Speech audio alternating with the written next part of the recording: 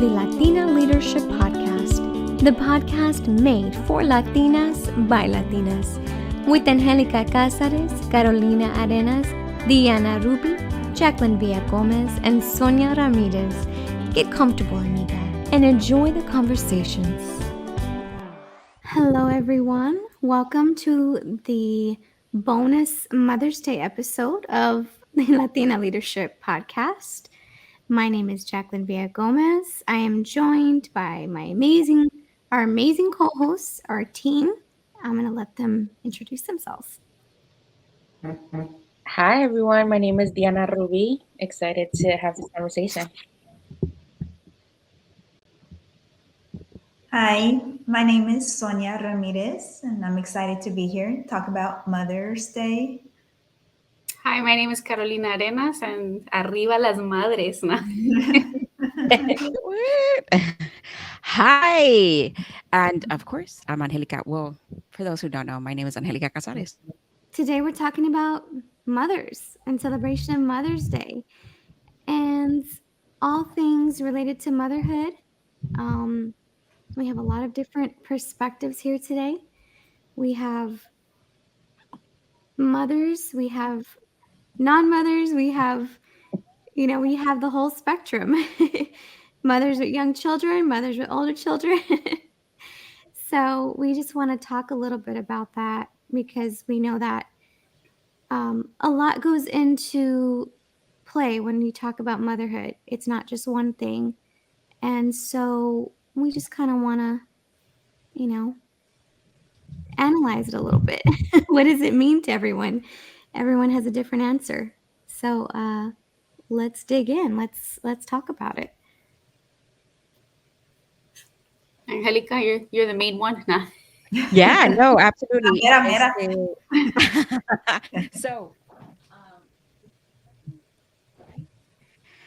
So in the conversation of mothers, Jacqueline, I think you said there's entire spectrum on the entire like motherhood aspect of this, right? And of course, those who aren't mothers, those who don't want to be mothers, those who don't want to. But here's the thing. Here's the combination that we all know we are, right? In the entirety that we're completely alive. We're daughters. And that perspective, I think we can definitely give assumption to. We can give knowledge to, right? Entire daughters. So I want to start off this conversation with that aspect. A daughter. You're a daughter first. So I'm curious to get a little bit more perspective on those who are mothers and those who do you understand your mother now before you were like a child? I'm curious because I appreciate my mom. I definitely understand that the misunderstanding that I had a lot of, but on the flip side, I think I don't want to judge her. And that's hard. It's hard to judge. Now, being an adult, being in the position that I'm in, I'm a mother of a 20-year-old. I was an empty nester 2 years ago during the pandemic, right? And as my son grows, I was one of those moms that open the door and be like, hey, talk to me. But then after a while, he was like, you're inviting my privacy. And I was like, privacy? You have privacy? You have privacy? How does that work? What are you talking about? I can do what I want. It's my door. It's my house. I own it, right? But I'm curious. Back to the question. What is it like for you as a daughter? And do you understand your mother now? So I feel that I'm a mom to two boys, an 8-year-old and a 5-year-old. And I come from a family of two, my brother and I. So I definitely think I understand my mom, but I also understand that there's things that I should change or not repeat of things that she did that worked for her, but might not work for me, or that she now tells me, hey, aprenda, like, don't make the mistakes that I made, So it has helped me understand her as a person and the verbiage that a lot of people are throwing around now with, childhood trauma. I understand that she had her own growing up. So I definitely understand her more being a mom myself now. My mom tells me that a lot too. She tells me, everything that she tells me, everything she did to me, she tells me not to do my son. And I'm like, that doesn't help because I don't know how. I don't know how. Childhood trauma is a huge thing, right? But stepping into that space, any follow ups from your other ladies? I Well, think oh, go ahead, Sonia. you could go. I was gonna say I'm not a mom. I am a daughter, but I think that in my personal like recovery journey and like journey in therapy, I've been able to find some more or like some compassion for my mom and again like her story and understanding her trauma and how that played out in the way that she mothered and in the way that she shows up now. Mm. Do y'all have more an like relationship mother daughter? Do we have what? Sorry. Do you have more of an adult relationship as opposed to like young daughter mother? Ooh. I don't think so, but I don't think it's because like I think it's hard for her to like see me as an adult. I don't know if that ever changes, so y'all let me know. But yeah, No. I feel No, like it so I'm when doesn't you're my change. mom saying it now. doesn't change, tell me more. Tell me more. I feel You like know, I'm with my my mom's mom now. you're what? Say it again. I said I feel like I am my mom's mom now, like taking care of her or giving her Oh, suggestions, things like that. oh, But I know you know, Sonia, what did you have to say? Sonia had something to say. yeah. I think like what Angelica said is how do you not continue that I guess generational curse? How do you stop it so you're different? I know, my mom's no longer here, but I have wonderful memories. But I also have my mom was not like the kind that like loves hugs on you, tells you I love you every day. So I remember when I was growing up, I used to tell myself if I ever have kids, I'm gonna make sure I hug them and I tell them I love them all the time. And you can ask my daughter, and she's like, "It's like okay." Even when she was little, she's like, "Okay, enough hugs," because I give hugs a lot, because I didn't get them. So I feel like I changed that about about our relationship, and then the next generation, me with my daughter, and hopefully inspiring her to be a little more, affectionate, a little more loving, at least I hope I did, but as far as like what Diana said, I see my daughter as a little girl. She's taking these whirlwind trips and was telling me she's going to go to Italy because she's got a big birthday coming up, and I'm like, what are you talking about? You're going to Italy? It's like, what is this about? And it's going to be her first time going out of the country, and I'm like, but then I can't really tell her anything because my baby's 29. She HI derecha, yeah, and all we can hope is that we did a good job, and you raised, I know I raised a smart, intelligent, you know daughter, and I know she knows what to do. But as a mom, it's like I feel like I want to tell her, you can't go by yourself, or you can't do that, and I can't. I have to let go. You have to let go of that rope, and I think it's hard too because my mom was so strict with me. Like I couldn't go out on dates. I didn't drive until I started going to college, and and because my daughter will ask me sometimes like, why are you like that? And then when I explain how I grew up to her, she goes, oh, now I know why you're like that. So that's like I guess what do you call it? What's the word I'm trying to say? Like looking back and seeing why I am the way I am, so, in some areas of my life. Like a full circle moment. Yeah. Those are amazing antidotes. Sonia, I have Antidotes. That's it. yeah, the perspective of that losing your mom, right? That's losing a loved one is very hard. Losing a mom, I can't imagine. Yeah, I'm not gonna lie to you. I still deal with it. It's gonna be. She passed away in 2010. So what's the math? This year will be what, 13 years, but it still feels like it was yesterday. I Mm, still want to tell her when things happen, like she would love this. She would love She wasn't here when I was got my job at the Chronicle, but those are all things. And then being on this podcast, she would be, llena de orgullo, because when I was working at Univision, that was her dream. She wanted me, she loved Univision. And when I told her I got a job there, she was like on cloud nine. She was telling all her friends, her nurse friends, my daughter works at Univision. And it's like, okay, mom. But, I see myself doing the same thing. Like if my daughter's doing something, I want to tell everybody. And my daughter's like, don't tell anybody, mom, just, just between us. But, I'm proud of her. And I didn't see back then. Now I see my mom. Now I understand my mom going back to that point. I can see why she was the way she was. I understand her better now. She was proud of me. She did love me. She just showed it in different ways. And I'm not gonna lie, I miss her every day. Sonia, we're definitely Sorry. I can't say I feel you your pain, but I think about that, and it puts life into perspective for me a lot. With the lightheartedness, Jacqueline, you're gonna soon be mother of two.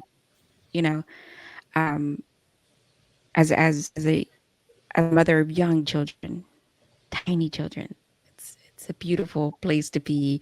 I miss my son being tiny. There are some things I don't miss, but I definitely miss that I can carry him, put him on my hip, and go. Right, you can't drag a teen, and especially an adult, around anymore.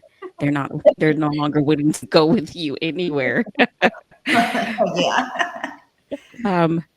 But Jacqueline, I question, and for those ladies who also want to answer, but Jacqueline, you now almost a mother of two. What does motherhood mean to you? It's important to me. It's pretty important to me because growing up, I my father had full custody of me and my sisters, and I love my mother, but she was more of a free spirit, if you would. My dad was like the responsible one in a sense, and my mom is definitely the type of person that just kind of wings life. You just kind of wing it, wing everything, kind of fly by the seat of your pants.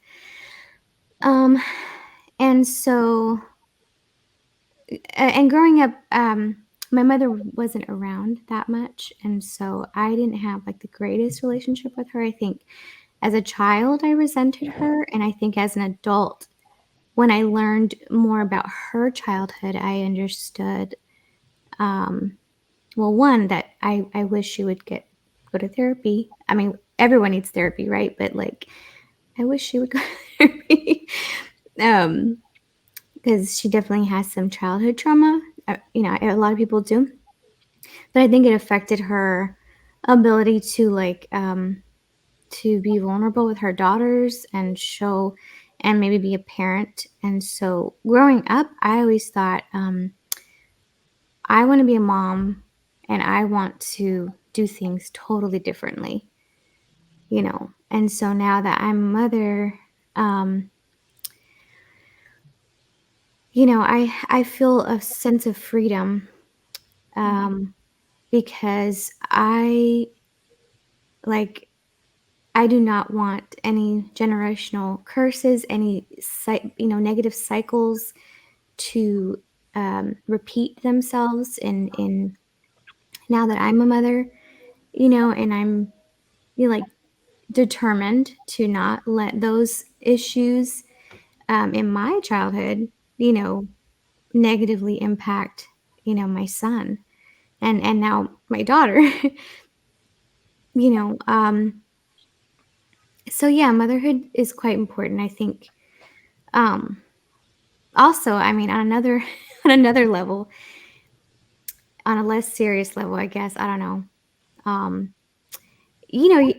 Sometimes personally, like I'll follow like stories of like serial killers and they all have mommy issues. And I'm like, yeah, my son is not going to have mommy issues. I don't want to give my son or my daughter mommy issues because shit. I mean, they all have mommy issues. I'm like, damn. Um, yeah. So yeah, motherhood is important. Mommy Sorry, issues is the I needed to thing. laugh. I needed some comic relief. Mommy issues is the Ah. thing. Yeah. That's a really good segue into the next question. I don't know why.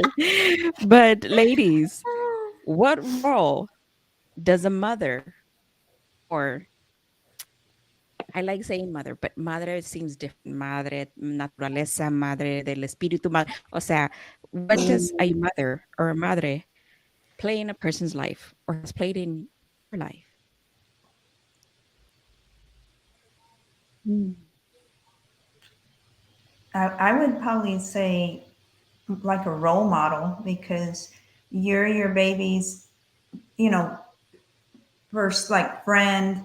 Well, not just the mom, but this is the first person they interact with. So they're looking to you to see, and they mirror you. You have to be careful because just like the world, is out there, they're the ones that are really watching you and taking in and soaking in, your personality and things that you do. And, it does get ingrained in you. It does affect you. I think, a lot of the reason maybe I'm a little more like I don't want to say strict, but a little more like worries because my mom worried a lot. So mm, that came on me. I mean, it didn't help also that I worked in news and you see all these crazy stories too, like about the world we live in. Unfortunately, is so crazy now. It's hard not to worry, but I think, we're kind. I like to think they'll be kind. If we show them love, they'll show the world love. If we're compassionate, they'll show the world compassion. So we raise these wonderful, compassionate, giving, loving people that we put out into the world and to make it a better place, hopefully. And I know that doesn't always happen, but I like to think, if we can all do that, then maybe it'd be a place, people would be more loving. There wouldn't be maybe so much, anger or hate out there. mm. I really like that you, Angelica, asked about kind of like the mother, like I thought of the spirit, like the spirit of a mother, because I think I struggled a lot with that growing up. So I, what role does a mother or can a motherly figure play in a person's life? And I thought love and acceptance. And I think that like my mom is very strict and can be very criticona. So acceptance and love wasn't always like what was given. Sometimes it was just like lectures or, whatever, whatever it felt like she needed to say. And so I think like when sometimes I would like see my friends' parents or mothers and kind of like reflect on like what that kind of relationship would be like because I've seen different type of like mother and child relationships. But I think the thing that I would say is really like ultimately is the love and acceptance. Mm. The love and acceptance of a mother. I think, I'm still, I struggle a lot with it because with that, especially like my role as, because I want to separate who I am as a mom, who I am as all that. There's a pressure on you being as soon as you have a kid, you have to be exactly who you need to be. You have to know who you are. You have to do this, you have to do that. And it feels like growth. I mean, I feel like you're stunted a lot of the times when when you're known as a mother. It's a Mm, big role that people put on you. There's a pressure to that. Whether it's society, our own parents, our own, and especially within our culture, especially within our culture, right? We have a lot of admiration to mothers, and mothers get preference on everything, and me mama this, and the struggles of the fights I've had with my husband around the whole conversation of like, um, uh, without getting into detail, right? Uh, the conversation around what is it? Where do I stand? Where can I be? How can I grow? And my growth feels like it's silence. My mistakes are very low, especially when uh, wanting not to be criticized, right? One of the things that I want to leave behind is my legacy and my truth. What does that even look like or sound like? Because I know who I am deep down, right? And I want to make people proud, but especially my son. So there's pressure there. And so I want to do the best I can. But so my next question to you ladies. I know I briefly mentioned about culture, but because I think this, I'm curious to know your answer. What do you think the significance of a mother is in our Latino Hispanic culture? So we're the glue. We're the glue to everything, I feel. The Mhm. How so? counselor, the mediator, the Mhm. just everything. I mean, I know when we think mom, we automatically think woman, but I also want to give a shout out to those dads that play that role, to the tias that play the role, the grandmas that play that role, so mom in general. So whoever has that mom role, I feel in a family is usually the person that's holding everybody together. And I think that's why they're so important. When you say glue and mediator and these phrases that sound like a lot, sounds like judge and jury, right? All in one person. Honestly, how would you say, Carolina, that you played your role as a mother now that you see the difference between cultures? Wait, that what? What? How do you see your role as a mother now that you see the difference between cultures? Oh, the same.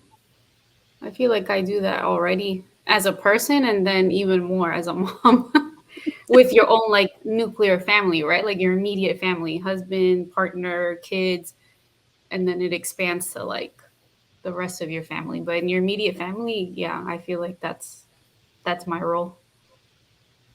I've seen you play the role in your mother, in your own mother. I've been around you and your sons, and there's something that you do that's so quirky, and I love it. Where you bring that New Yorker back into you when you're like, Oh, "Yo, really? can yeah, can you do please?" And watching them be like, "But you're very forgiving," and I'm like, "Damn, okay, okay, this is the new wave of mothers, right? Young mothers." Me, it would have been just a gritazos. It would just been like, "Just do what I said. I'm gonna take your door." Yeah, behind closed doors, I'm a little bit more like that.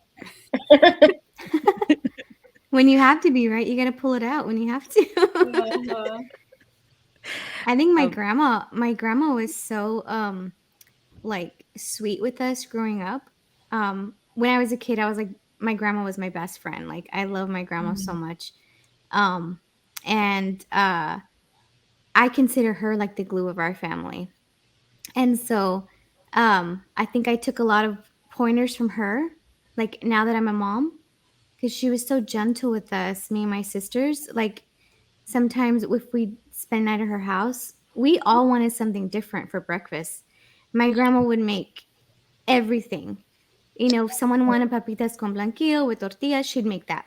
Yeah. I wanted cream of wheat, she'd make cream of wheat. My little sister wanted pancakes, she made pancakes. She would tell us stories. She'd make up these amazing stories at night when we go to bed, and you know, um, she was just she is just an amazing like woman.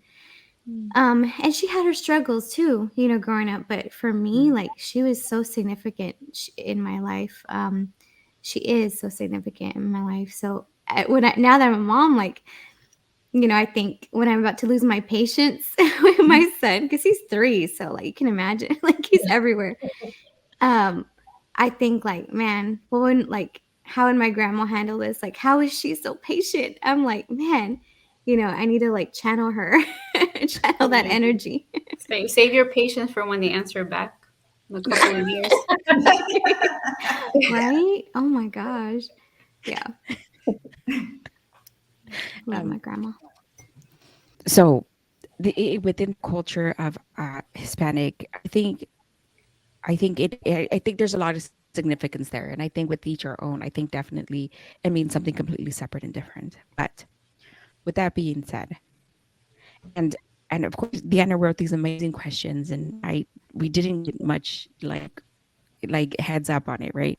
When I read this question, I was like, I don't know if I have one, but thank you, Diana, for the questions. But the question is, what's your favorite memory of your mother or mother figure? Also, just Jacqueline wrote them. Jacqueline. I just jotted them down, but No, Sonia, I think this is amazing. Yeah. Sonia, what's your favorite memory of your mother? Oh my gosh, I have so many. I'm not gonna cry no more. I told myself I'm not gonna cry, but my If favorite any episode memory. is the one to cry, this one's it. Yeah, either happy tears or sad tears, both of them. I'll try not to cry. But I think my favorite memory is cooking with my mom. I think I'm a foodie because I love food. I love writing about food. And I think that comes from my mom because my favorite memory is cooking with my mom. I remember being a little girl and I was on a stool in our apartment. My mom was a single parent and I have an older brother. But my mom would make the masa. She'd make everything homemade.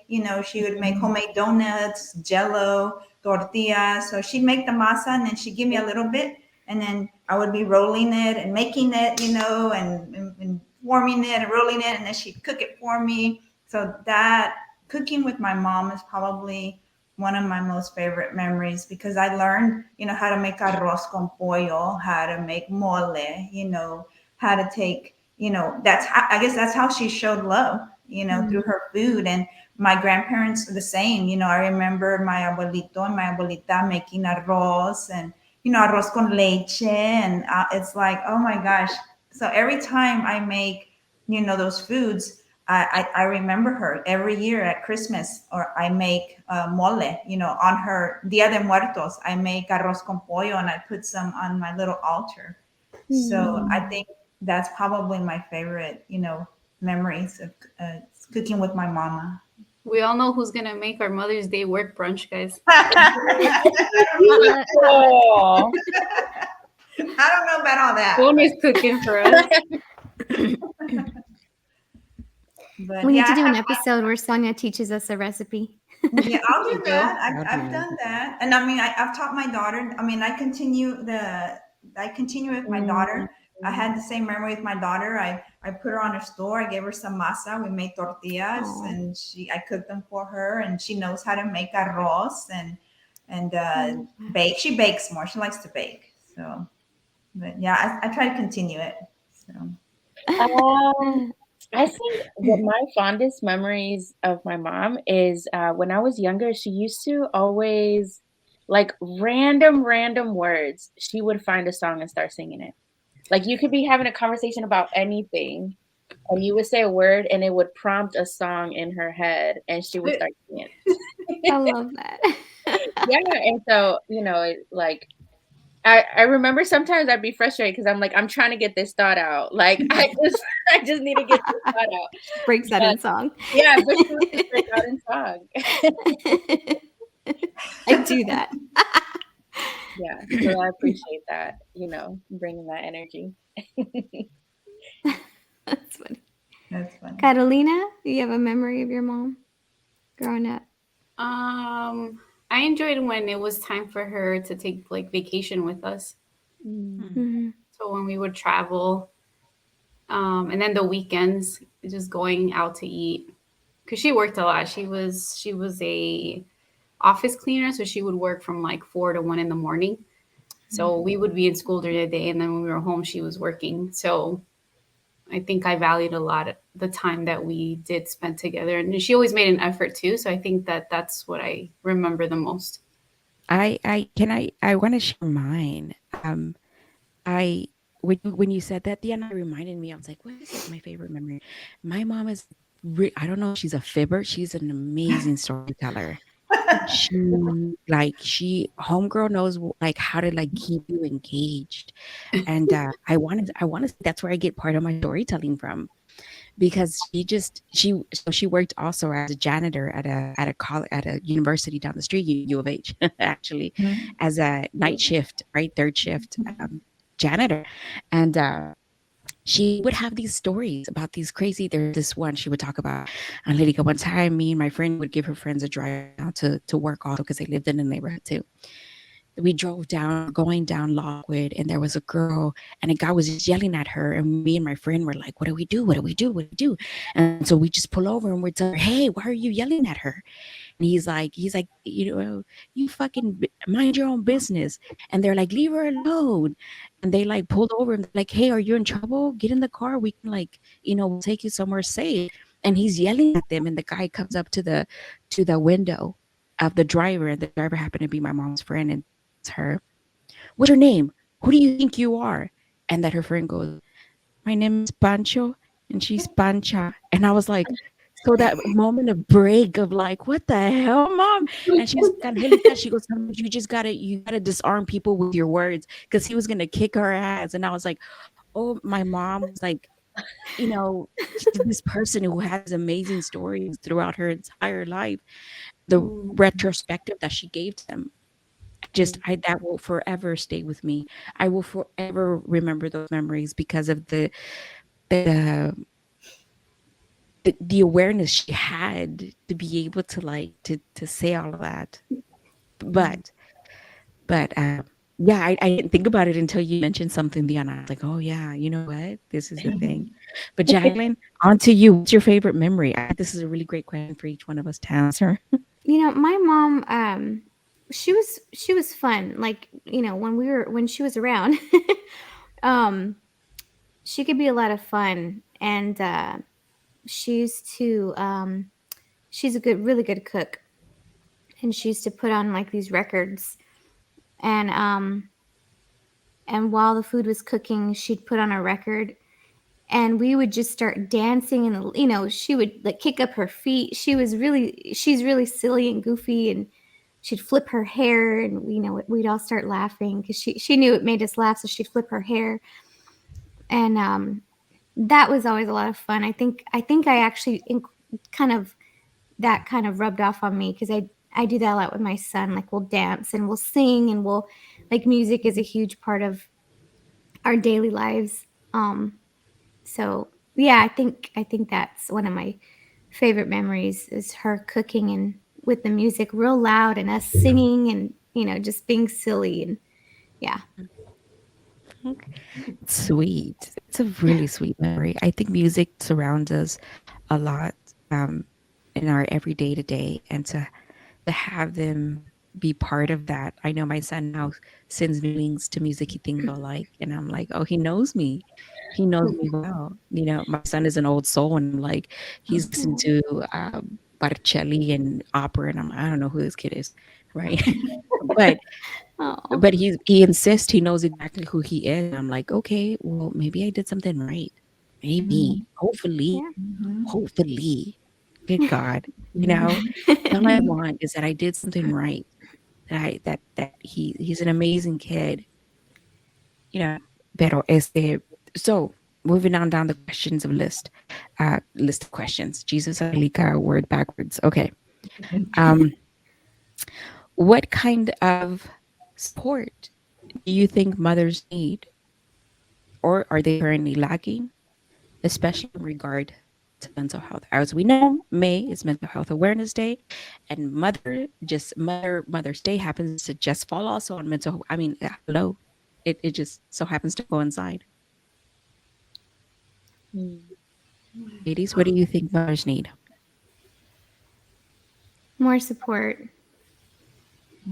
I think also coming from the state of Texas, because they claim to be so, I'm sorry, I don't want to get political, but they claim to be so pro-life. It's like, all right, put your money where your mouth is. Give mothers and parents, leave, because you have a baby, and then it doesn't just end there. Like you need support. That first year is so crucial, not only for the child but for the mother, for the parents, or the guardians. And you know, pregnancy is not easy either. You know, people talk about, oh, it's such a beautiful thing, it's a blessing. It is hard.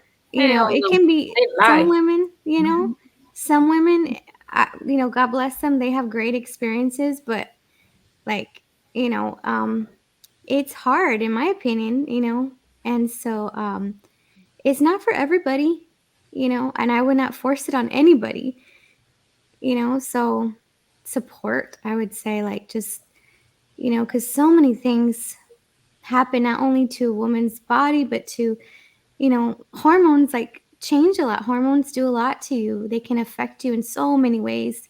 You have so many women who have like postpartum depression, and um, you know, we've seen, of course, extreme cases where, these women are just like, they may not have a supportive spouse, like Andrea Yates, and you know, it's like her husband knew she had issues, her doctor knew she had issues.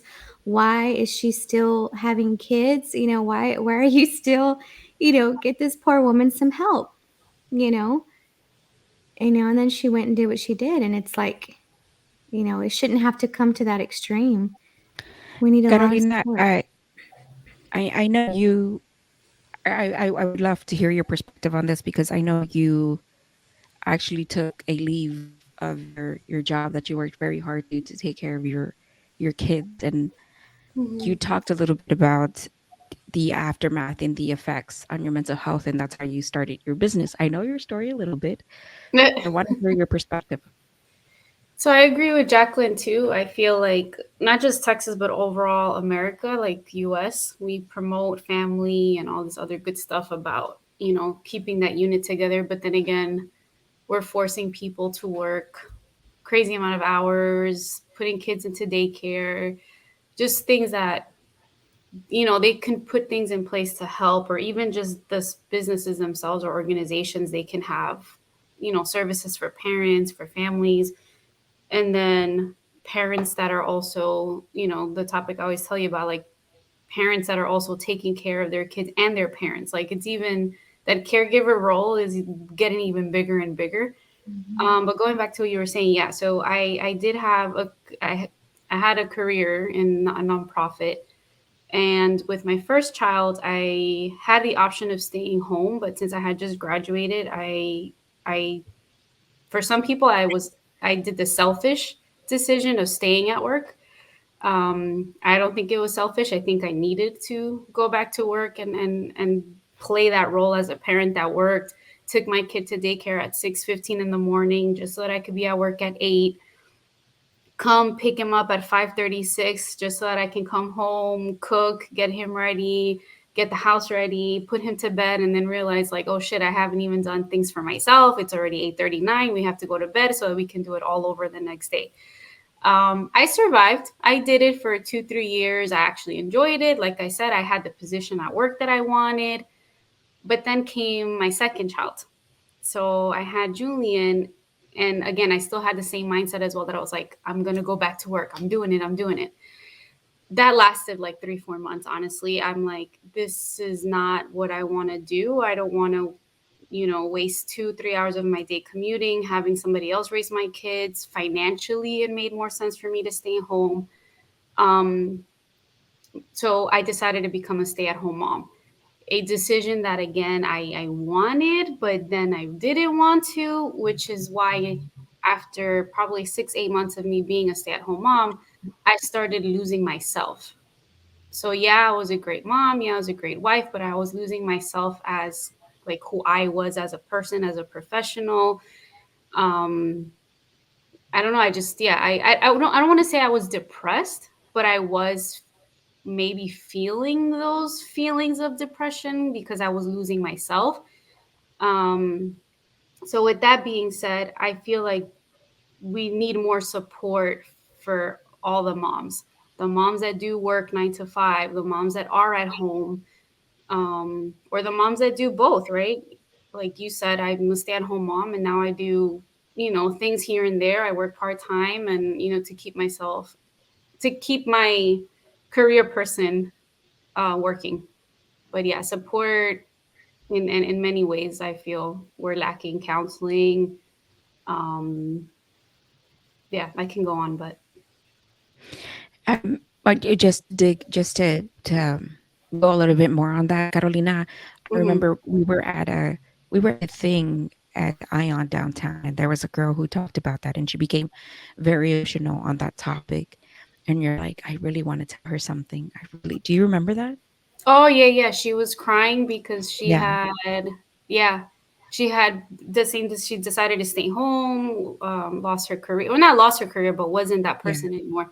Yeah, and I just felt like I needed to go hug her. We didn't end up talking to her because she was talking to somebody else, but I just wanted to tell her like, hey, it's going to be okay. And instead of looking at the negative part of staying at home, maybe looking at the positive, right? Like not everybody gets that opportunity. You have time that you can use now wisely for your benefit, right? Because once the kids start to go to school, you have this time to do maybe things that you've thought you've wanted to do. So there's flexibility. But yeah, a lot of that goes into also Mhm. cultural learning or cultural, I don't know how to explain it, but for instance, my mom is very, usted trabaja por lo suyo. You don't depend on a man. You don't this is your money. So when you become a stay-at-home mom, people are automatically are like, oh, well, it's her husband's money, like, so stuff like that. I think mindsets need to change on that part. Mhm. Absolutely. Mhm. Like gender roles, right? It's like, Yeah, that too. the man doesn't have to be the breadwinner, or the more masculine spouse. I don't know how to say it, but there's always that, I guess, that pressure, I think, from society. You know, I like working. I'm a stay-at-home mom as well. I work, but I work from home. And I'm very thankful for that. And I do understand that's like a privilege that not everyone has, um, and some women don't want to stay at home, and that is like totally fine. But I think it would be really helpful for our state and for the nation to understand, to even to want to understand, what goes into motherhood, what goes into parenting, what goes into pregnancy, what goes into postpartum, because I think there are a lot of decisions being made and laws being made, but I feel like nobody is actually nobody actually seems to want to learn and to really understand, like, this is a reality for so many people. Yeah. It becomes a society problem once they become adults and you're released in the wild, right? Yeah. Now it becomes Yes. everybody's problem. Yeah, absolutely. Yeah. Yeah. That's really good intake. Thank you, Jacqueline. So to finish off the conversation, not quite, but hold on, almost. So what is one of the lessons you've learned, one as a mother or two from your mother? Oh, um, so as y'all know, I'm formerly undocumented, and so the the way that I was raised was very much like on like it was I was not really a child, right? Like I was very aware of our situation. And so I remember like one of the things that my mom like told me when I was really young and starting school in the US was like aprende todo lo que puedes. Like they can never take what's in your mind, what's in your head. Um and so I don't know, I've just taken that with me like forever and ever and ever. And I love to learn new things. I love like just kind of getting into just different things and taking it all in. But I think it came from that of like just knowing like nobody can ever take away my knowledge. So I learn everything I can. Nice.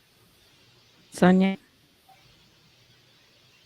Gosh, I learned so much from my mom, but I think her faith to believe that God is always there, that you're not alone, that she really instilled the power of faith in me. I think that's why I always talk about, it's going to be okay.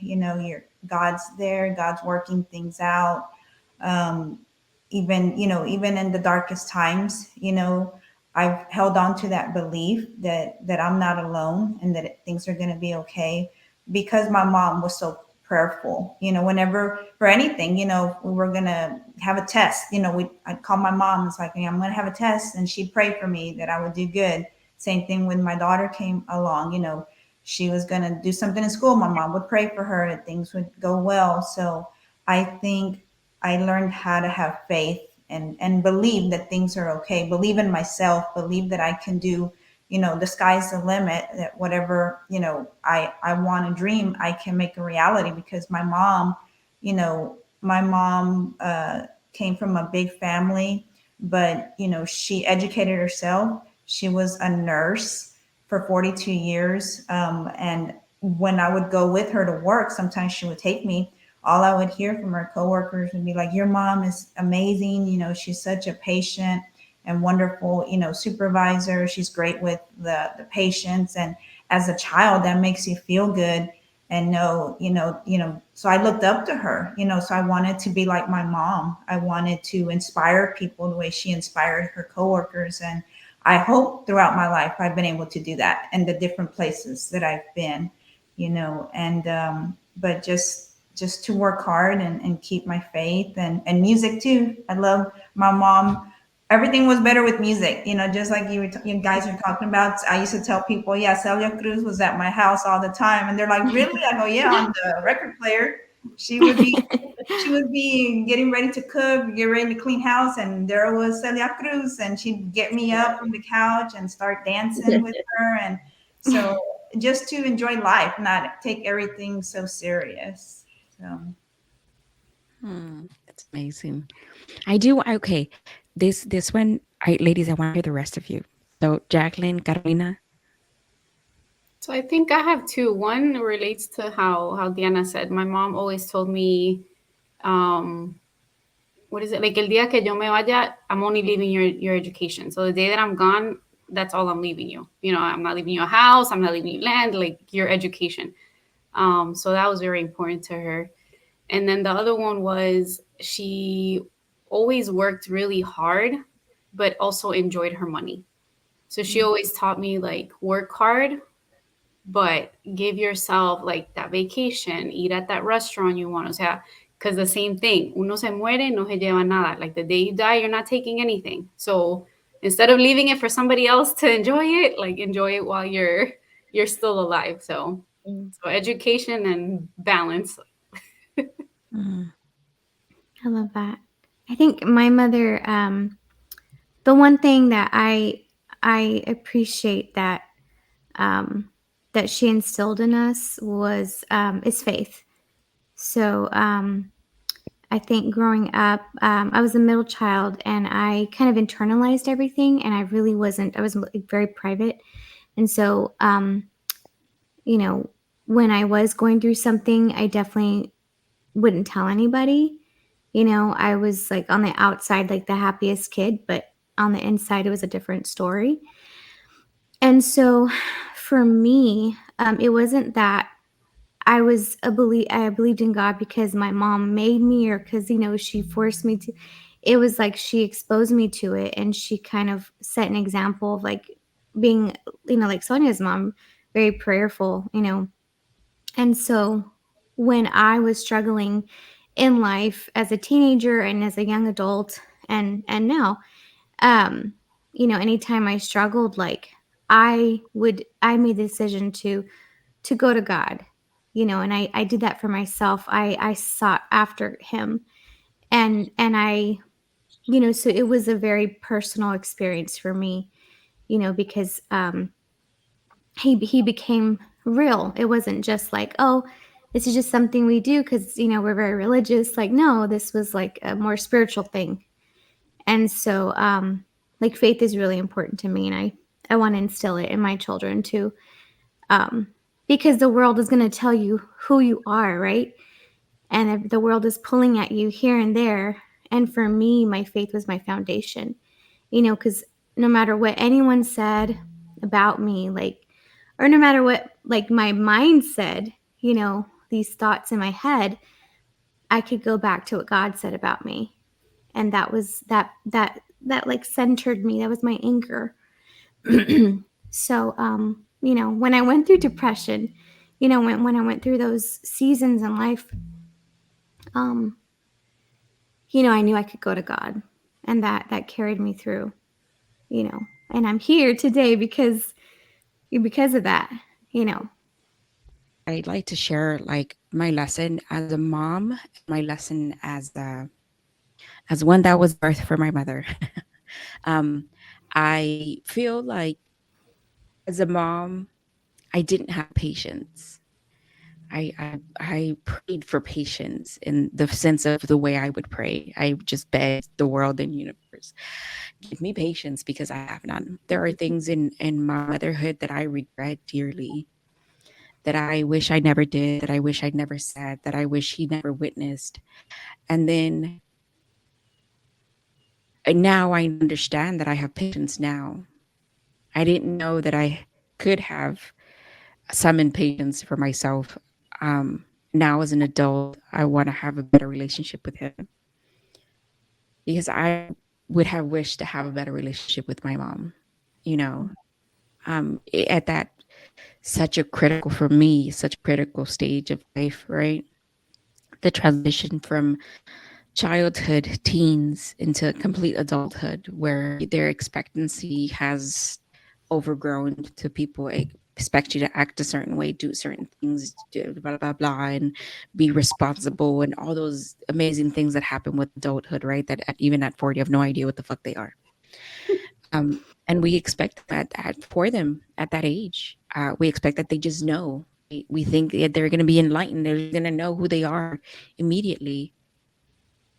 So yeah, I that lesson I've learned, unfortunately for me, very late in life, and I don't want to be him. I don't want that to be my son. Learn that lesson also. But in addition to that, um, that this mother instinct that I know I have, um, and I knew I had since his little girl, but this mother instinct can expand beyond my son.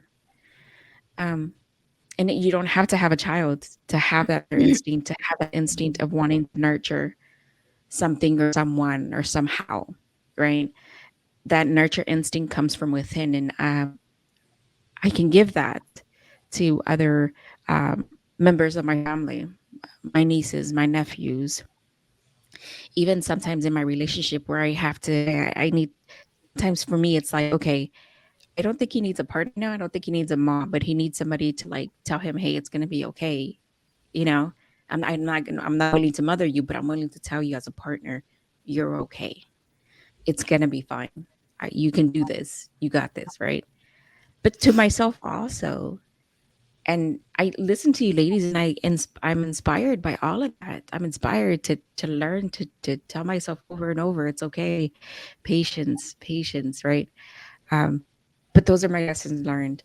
To finish off this episode, one last question, ladies. You as a daughter or you as a mom, what final advice would you give? It's a good question. Um, like for me, analyzing a lot of like talks with friends and stuff, or even myself, sometimes being judgy if one of my friends does something that I know I wouldn't do or whatever. At the end of the day, like obviously, if it's safe and you're not hurting your child, but do what works best for you. Like if it's working out for you and that's how you as a family or as a parent handle it, if it works, it works. So like example, right? Like some parents let their kids sleep in their bed. I have my thoughts on it. Other people have other thoughts. But again, if it works at that moment, then it works. I don't know. Yeah. That's a good Take example. advice, but at the end of the day, just do what you got to do. Yeah. I think mine is just love and acceptance. And I just want, I don't know, all children, all young people deserve to feel love and acceptance. Absolutely. And I got one more. I'm sorry. Moms, please take time for yourself. Yeah. Stop telling yourself that you feel guilty. If you have to tell yourself you're guilty, fine, say it, but then leave, drive away from the garage, go get that coffee, go get those nails done by yourself. An hour, 2 hours, a girl's trip over the weekend. You're not a bad mom. Absolutely. Nice. Absolutely. I would agree with that, to mothers, advice I would give, remember to breathe. Life is so short, and have fun. If you find yourself about to lose your mind, go take a walk, go get your nails done, go do whatever you need to do. Take a drive, let someone else, stay with, your child, and, yeah, just, I don't know, don't take life so seriously. I think if we're raising the next generation, future generations, like, the best thing we can give them is our love, and, instilling that in them so they can love others. I think the most loving people probably had, the most loving support system at home, and sometimes, that comes from people just like being chill and laid back, and, sometimes that's like the happiest home, because I grew up in a strict home. I know how that feels, when, like, you really want a hug and it's like, I'm not getting a hug here. So, yeah. I guess I agree with Jacqueline. I would say, my advice would be to realize life is short, very, very short, and that it's okay to not be okay. You don't have to be strong all the time. It's okay to cry. It's okay, to stop and take a break, and just do what's best for you. I think so many people always are on the go, and they got to get the next thing and the next thing, or I got to get this. And it's not about titles. It's not about jobs. It's about your health. It's about your happiness. Take time to be happy and enjoy life. And any chance you get, be kind, because we need more kindness in this world. And just to realize, that it's okay. It's okay to not be okay. There's nothing wrong with that. Nice. Burnout is a real thing. Motherhood burnout is a real thing. Is a real thing. Oh yeah.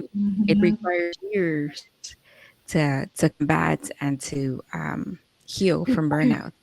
Whether it's work or motherhood burnout, it takes years to recover from that. So Yeah. take care of yourself along the way. I agree, ladies.